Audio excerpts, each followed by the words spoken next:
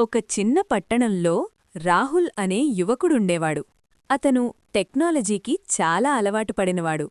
ముఖ్యంగా mobile phone లేకుండా ఒక్క నిమిషం కూడా ఉండలేనివాడు.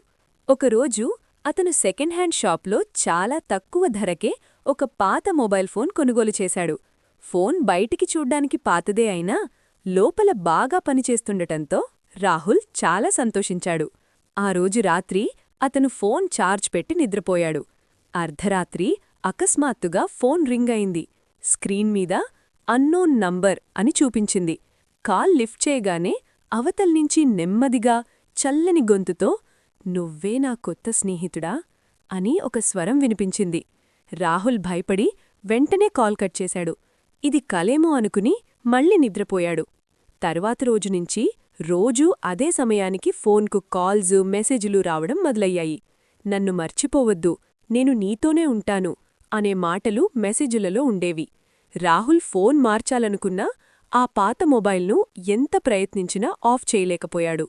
ఒక రాత్రి ఫోన్ కెమెరా ఆటోమేటిక్గా ఓపెన్ అయింది. స్క్రీన్లో తన వెనుక ఎవరో నిలబడి ఉన్నట్టు కనిపించింది. తిరిగి చూసేసరికి ఎవరూ లేరు. భయం ఇంకా పెరిగింది.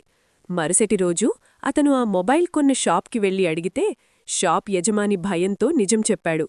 ఆ మొబైల్ ఒక యువతిది. ఆమె ఆ ఫోన్తోనే ఎక్కువగా మాట్లాడేది.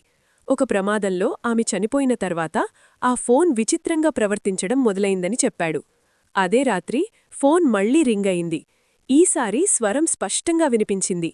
"నన్ను వదిలేయకు, నేను ఒంటరిగా ఉన్నాను" అని ఆత్మవేదనతో మాట్లాడింది.